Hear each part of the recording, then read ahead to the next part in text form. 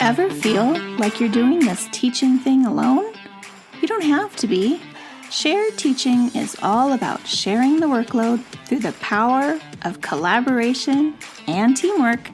Together, we'll walk through all the difficult parts of teaching and learn how to streamline our processes, fine-tune our time management, and develop a more manageable workload. If that sounds like a dream come true to you, then welcome to the Shared Teaching Podcast. Let's share in the teaching to make those dreams a reality. Now here's today's Shared Teaching. Hello and welcome back to the Shared Teaching Podcast. I'm your host, Susan, and today I have with me a very special guest, Rebecca of Smiling Students Lesson Plans. She's here today to talk to us about teacher wellness and relaxation. Rebecca is a teacher and author with over 15 years of experience. Her master's degree in education and a specialty in language arts has given her the knowledge to help students learn and excel. Teaching is her passion, and she enjoys seeing all the growth and progress made in the classroom. In her free time, Rebecca likes to travel, read, exercise, listen to music and piano, and spend time with family and friends. You're going to love this episode. Rebecca has some very fresh new ideas on teacher wellness, so stick around. Welcome to the Shared Teaching Podcast. I'm here today with Rebecca from Smiling Students Lesson Plans. Rebecca, I'm so happy you're here to join me today, and we're going to talk about teacher relaxation and wellness. Yes, thank you so much for having me today.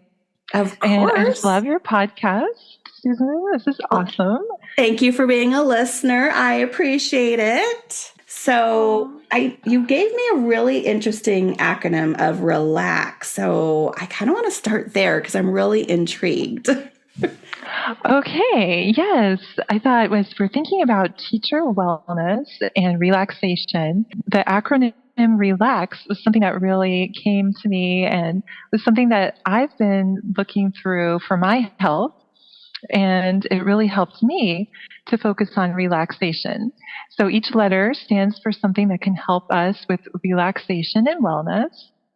As in an acronym, the first letter R stands for rest. And that's about really focusing on having a rest time to take off and time and focus on slowing down and having that relaxation time so we can process and hear ourselves think. And in this 24/7 world, we have such a rushing mentality where we sometimes have to, I don't know about you, but we might have to schedule in rest into our schedule. That's true. It's so busy. Yeah. And so we have to slow down the busyness sometimes and take time off through the year to rest and make sure we're daily getting our 8 hours of sleep at night, to stop and breathe and take deep breaths for our stress management, and focusing on being a restful person who is peaceful and able to handle themselves calmly. That's kind of part of our teacher superpower, is that we can handle different situations with our students. Right. And staying calm. Also, for rest, we want to make sure we're getting that early bedtime where we can get to sleep and have those 8 hours of restful sleep and wake up feeling energized and well rested through the night. Do you have any tips for people like me who are consistently missing that time in order to have a full 8 hours? I know it seems kind of silly as adults, but some of us just need that extra bit of something to make sure that we're staying on that track. Sure. Yeah, that's a great question, Susan. And something that really helps me is having that goal of maybe 10 p.m. that I want to get to sleep or get to bed by 10 o'clock p.m. And so I just kind of schedule back from that and make sure that things are winding down, that I can calm down half an hour before and turn off the phone, turn off the TV, and just have kind of a relaxing half hour to calm down. And then by 10 o'clock, get myself in bed and make sure that it's something maybe I set it on my phone and I have a notification, or it's a goal that I have. And so I focus on having that 10 p.m. bedtime, especially when I'm very stressed or something and need to make sure that I'm getting good rest and sleep. Right, because it is very important. I do notice a difference between when I'm getting my full hours and when I'm not. So R is for rest, and then the E. Yes. E is next in relax acronym. So E is for exercise. And I think that's a great way to really manage our stress and use up our extra energy. Some of us have more of that go-go energy that just keeps us moving from one thing to another, and really using up our energy by exercising through the day. Like our 30 minutes of exercise daily is what's generally recommended. And so, that's your doctor can give you more information for personalizing that. But in general, 30 minutes a day. One thing that I've tried for exercise is high intensity interval training. I don't know if our listeners have heard of that. It's called HIIT, where you have different intervals of exercise that you can rotate through, kind of like centers. And so you do one exercise and then you rotate to the next one in intervals. So that's a great way to get our exercise and do whole body exercises too. You can also have a workout of the week they call WOW and focus on a certain body part or a certain type of exercise for one week and then switch to another. For example, cardio or aerobic exercise one week. And then the next week, focusing on upper body or lower body or different areas to target. I do like HIIT, though. I used to do that. Gosh, it's probably been a couple of years now, but it was shorter, which I liked because it fit into my schedule. So it was like 20 minutes of high intensity, but it was done in 20 minutes. So it's so much easier to fit in. Yeah, that sounds great. That it's done and it's not something that's hanging over our head all day, but that it's quick. Right. Okay. And I have another friend that just does walks with her neighbors. So after she's done teaching for the day, she has a scheduled time and then they meet up and they do a walk together. So that's another way to, I guess, fit some in and have some nice conversation with friends. Oh, yeah, definitely. When you exercise with a friend, then you're socializing and you're able to communicate and enjoy that exercise with each other. So that's awesome. Right? Yeah. Okay. So we have rest and exercise, and then L for relax is going to be. L stands for laughter. Oh, laughter. Okay. That's a good one. Yeah. So as I was researching for my health and what would help my health and what I figured would help other teachers too, is that laughter and humor is very nourishing to our body and healing, that we can enjoy something fun and funny that naturally makes us laugh, a belly laugh that isn't forced, but it comes naturally from maybe a funny joke or a funny TV show or something that we're sharing with friends or family. And together we can enjoy some laughter. It really helps us to relax. And it also helps with a lot of moodiness that maybe we feel down or just not in a great mood. If we can relax and have a little laughter and cheer, it really is that happiness cure that really puts us in a better mood so that we feel better. We have the feel-good hormones are flowing through us and we're just in a better mood when we laugh. That's true. And I feel like it's really overlooked when you read a lot about teacher wellness or taking care of ourselves. You don't hear many people bring up laughter. So that's a really good point that you're bringing that up. Yeah, I'm so glad to share it with everyone because it helps me too. That when I'm trying to relax, if there's something funny that I can enjoy with a friend, that we just feel ourselves calm down and a better mood. And it's just very relaxing to have that laughter. So true. Yes, that happiness cure. I like it. So relax, exercise, laughter. Okay, so now we're up to A. Okay, so now A stands for air. So we want to make sure there are several things with air for relaxation, such as the air quality, that we want to avoid any air pollution or poor air quality, but that we want to have good air quality. And that could be through having trees and plants that filter the air, and maybe an air filter machine if the indoor air quality isn't as good, and that we're getting clean air with no smoke or anything that's going to have chemicals or anything harmful for us in our lungs. We also want air that we could add some essential oils that are relaxing, maybe lavender or another relaxing kind of essential oil as we're breathing. That can be very helpful.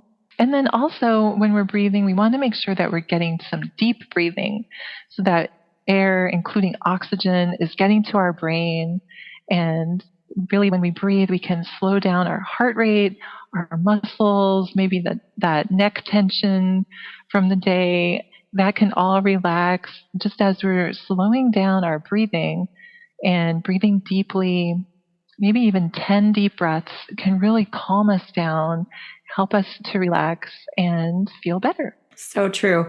I know I'll watch my Fitbit, and after I breathe deeply a few times, like you can just see the heart rate go down. It's like so cool to watch. That's amazing. Yeah. Wow.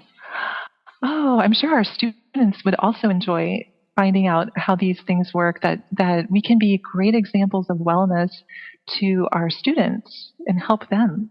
That's true. I'm not in a regular gen ed classroom anymore, but I used to do like a little like wellness unit to go along with our health standards. And it was geared more towards when they're upset and like different breathing techniques. But I could see just in general, okay, before we go home for the day, let's all take a few breaths together, or let's start our day that way, even would be a Oh, good yeah. addition. That's wonderful, Susan. I like that. I hadn't thought about that, but definitely starting the day, making sure that everyone's calm and relaxed. And then at the end of the day, I know dismissal can be a little stressful sometimes. That was always my worst dismissal. Yeah, I kind of shudder when I hear the word dismissal. I'm like, oh no. Right? And so calming down with 10 deep breaths, that can help everybody to relax. And before assessment time, Oh, there's very true. That's a good one. a lot of tension at assessments.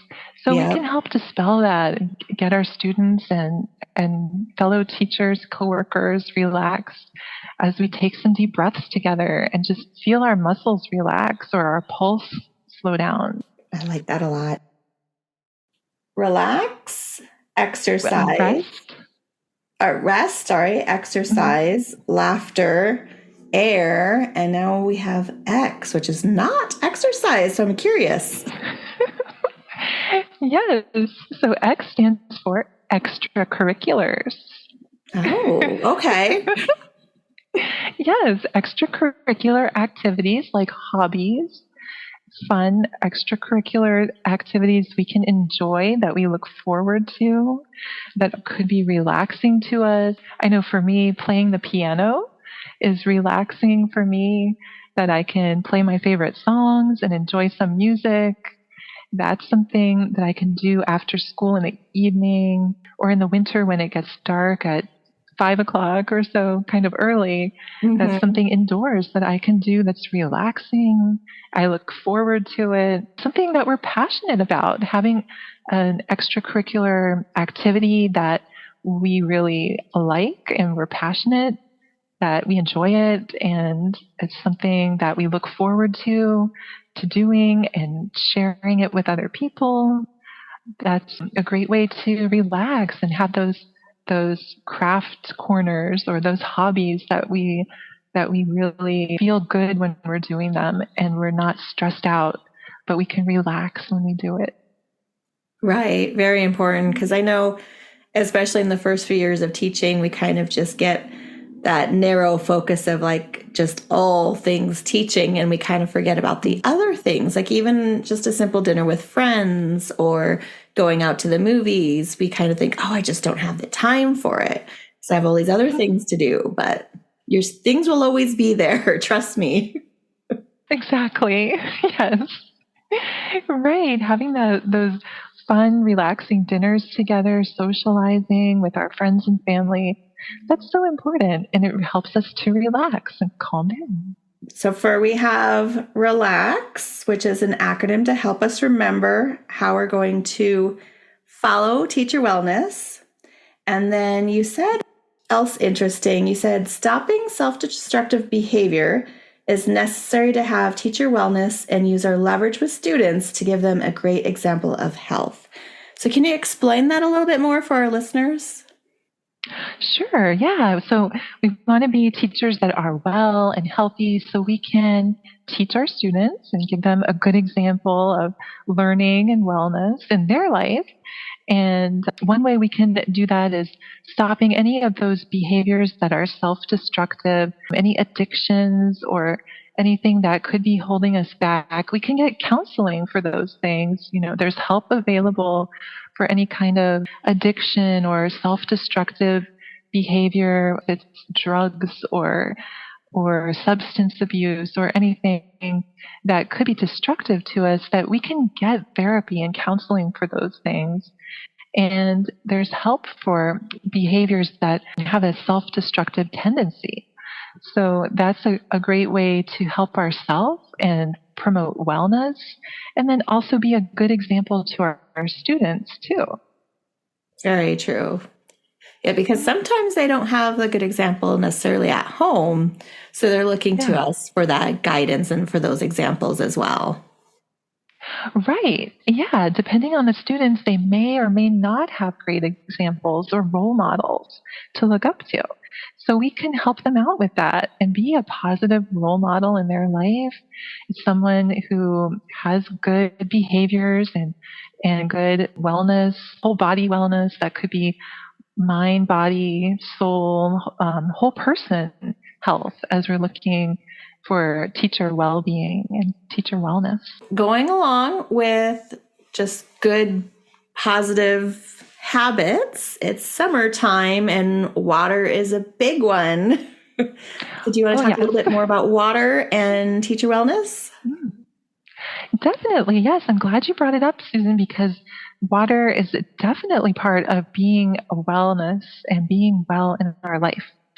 So, of course, in summer, it's hotter temperatures usually where I am in the United States and you are. And so we have to focus on hydration and staying hydrated so our bodies aren't dehydrated. Once we get dehydrated, it's harder to rehydrate. So it's really important to keep track of our water drinking, that we're taking in very clean drinking water, clean water, and we can filter it and make sure it's clean, and then ensure that we're getting those 8 cups a day. I think it's 8-ounce glasses on average. But of course, our doctor can give us personalized information on our drinking, but especially with the summer, we need to make sure that we're getting our water. And that can be really challenging when there are so many sweet drinks, soft drinks, and other things. People like coffee and other items that we focus on water to stay hydrated. Right. I know I'm guilty of that. And I think I heard somewhere you almost need an extra glass of water to kind of replenish what those drinks are taking away from you. Is that true? Yes. Yeah. Some drinks like coffee or other stimulants and drinks can actually dehydrate us. So we have to make up for it, and if that's possible. And teachers, we love our drinks and our Starbucks and our caffeine. Yes. But what really can energize us is staying hydrated with water. And then we're not getting those headaches or symptoms of dehydration, but that we're staying hydrated. And do you know what can help with that?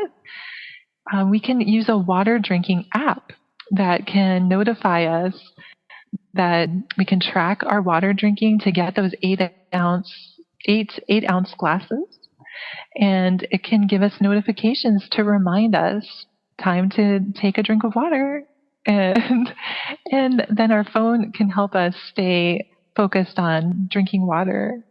Okay. Is there an app Yeah. that you personally use that you'd want to recommend, or do we just search Oh. water app? What would we call this? Oh, well, there could be different things that come up in search. When I found them, I searched the term water drinking app. I think in the past I've used MyFitnessPal. That's Okay, a I've heard of common that one. one. Okay. Yeah, so you're kind of familiar. And there are others too that can help you stay on track with your water drinking. And then just carrying the water bottle with you. And if your friends also are drinking water daily, then you're kind of all focused on that, and you can remind each other. Right. My daughter Yeah. and I like to do this thing with my friend of having a little contest. So we always challenge each other who can drink the most water, Oh. especially like summertime because we can freely go to the restroom as we need to. So that's a good time to do this challenge. That is so good. Yes. But I find I need Right. motivation probably some from other people a lot of times for things like that. So helping exercise or getting more water, usually I like to involve my friends because then they can kind of push me along and encourage me. Yes, right. Yeah, we're social people. So we want to have that interaction with each other, and that encouragement can really motivate us and boost our confidence that we can do it. And we have that support group, our cheerleaders that can cheer us on. That's Right. very important. So you mentioned we can use water in and out to relax and stay well. So do you want to talk a little bit more about that? Sure. Yes. Of course, we talked about staying hydrated inside, but water can do even more. We can also use water for cooling off in the summer, like a nice cool washcloth can cool our body temperature down very quickly. Or we can take a nice bubble bath. You might like a warm bubble bath to relax in the evening. And that can be very good if we're walking around at the beach or the mall, or we're out at an amusement park in the summertime. Then we can calm down and relax and have a nice bubble bath. And that's very great for also foot baths to soak our feet. That's another good one to relax and kind of massage our feet and use hot and cold water treatments. That can be very helpful. And it can help, we can feel our muscles relax, and the tension and the muscle ache can just drift away as we're soaking in a bubble bath. I, I really enjoy that. So maybe That's our true. listeners would too. That is very relaxing. I don't usually associate it with summer for me, probably because it gets just so hot, but Sure. Okay. maybe, yeah, later in the evenings or something when you're not out and about and you've come in and you've cooled off enough that that would be a good way to relax too. Yeah, exactly. When it's so hot, we can take a cool shower that would cool our body down. And that's a great way if we're overheated or we've been outside all day in the summer, we can enjoy a nice cool shower, and it can help our body temperature to regulate. So those are some really great ways to promote teacher wellness. Those are. So, are there some natural remedies that we can use to help with our wellness and relaxation that don't cost a lot? Because a lot of times those natural remedies, they are quite expensive if you're going to like natural food stores or you're buying organic. So, do you have any tips for our listeners for that? Well, yeah, that's something I looked into too, because I don't want to spend a ton of money on things. And if there's something natural that doesn't have chemicals, then that would be where I would first want to go, with something that's more natural and healing, like a relaxing cup of chamomile tea Oh, that okay. can really relax me before bed as I'm calming down before that 10 o'clock bedtime I try to aim for, maybe having a nice cup of chamomile tea can really help me to calm down and relax in the evening. Or something easy is that would also promote exercise could be gardening. If we can grow our own different fruits and vegetables that are organic, then we can have them right there in our garden or our planters. If we're in an area that doesn't have a lot of land, we could just have a container where we're growing different things that we can use naturally, like chamomile or lavender or herbs. They don't have the chemicals, and we know that the source is organic. So that could be kind of a win-win where you're getting your exercise from gardening, and then you're also getting the natural remedies that you can use for relaxation. Right. I like that suggestion because gardening can be very relaxing for a lot of people.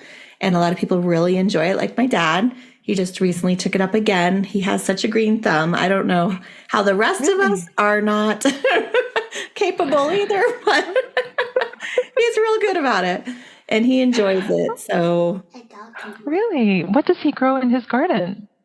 I think right now he's doing radishes and carrots, and I'm not sure what else at the moment. He's still like digging the holes and getting it all set up, but I know he has some radishes for sure. He always likes to have those. Wonderful. Yeah, that's great. And so he can focus on helping those things to grow, and gardening can be one of his hobbies that he really enjoys. That's also relaxing for him. Right. So you mentioned earlier about having plants, and immediately what came to my mind is my classroom has no windows. So do you have any solutions for people that might be similar to me and they want to have that fresh air and a little bit of green in their classroom, but maybe they just don't have any natural light to go with it? Are there anything that might survive those conditions? Something very hardy and strong that can grow in a condition like that. Well, I'd have to research exactly, but I know some plants don't need as much sunlight exposure. And so we can find plants that are hardy and strong and just need a small amount of light that could come from our indoor lighting, fluorescent lighting, and don't need a lot of care, maybe a cactus or something that is very hardy and strong. There's kind of a trend of gardening with many people, and we can get these grow kits that have a lamp and a watering system. So if we're not really strong in gardening and don't have that green thumb, we can still try one of these automatic growers to grow herbs or little plants and flowers. Yeah, I did see those recently. I can't remember where I was, probably a Facebook ad or something that was following me and showing me the growing kits. But also I was at a school that did, is it called hydroponics or something like that, where it's like all self-enclosed and they grow through the water. I think that's the term for it. Yeah, I've heard hydroponics. It's got that word hydro on it with water, and somehow it's very exact, but it's amazing how we can grow different plants and they can somehow fertilize the liquid that they put in it to make sure that it has all of the nutrients and things that they put in it. So hydroponics, that's another way you could grow tomatoes that way or other things. And our students can be really interested in that process as we study plant life. They can see an example of it right there in the classroom. And I think a lot of the science standards do hit something with plants almost all across the grade levels. So that would be a really good one to bring in too. Is there anything we haven't really touched about that you want to share with our listeners about teacher wellness, especially during the summertime? Oh, yes. Yeah, well, I know a lot of teachers look forward to the summer, and it's a time when we have a different schedule, that we can take a vacation or slow down a little bit and relax or enjoy different things with our families and friends. or maybe start a part-time job doing something different that we want to pursue, something outside of the education field. And then also maybe that adventurous side kicks in and we want to travel in the summer. So it can be a great learning time where we're learning new things about the world and ourselves, and we can relax and just kind of take a deep breath and have that different schedule where we can focus on our families or our friends, but we can take action now and promote wellness today. That's true. Right. So, Rebecca, I've loved chatting with you, and I'm hoping my listeners would love to get in touch with you. So, can you share some places they can find you? And of course, I'm going to put them all in the show notes as well. Yeah, my shop there, Smiling Students Lesson Plan, is on Teachers Pay Teachers, and we're also on social media and like Facebook and Instagram. And we started a blog. That's a new thing that we've been working on. And I've just enjoyed your podcast so much. And thank you for having me on here. Absolutely. Thank you so much for coming on. And I really appreciate your take on teacher wellness, because you had a few things in there that I hadn't even thought about before, like the gardening and the laughter. So I really love that you added those additions to us. So thank you so much for being on. And I hope you have a wonderful rest of your day. If you've loved this show, then join me in sharing the teaching, hitting that subscribe button, and leaving us a review on iTunes, so we can be found by more teachers like you who are ready to start sharing the workload. I hope you've enjoyed this episode. Find new episodes each week on sharedteaching.com.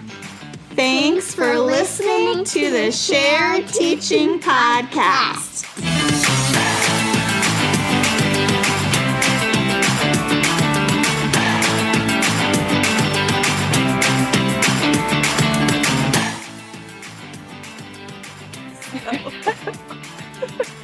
Yeah, you can tell. Right. When I get the 8 hours of sleep at night, I feel energized, like I've got the energy for the day to teach my students and support them. Right. So very important. So, right, which is important because you don't want to be lopsided. You ever see those people that, bulk up their arms and they forget their legs, or right, well-rounded? Yes, that's so important that we're balanced. Right?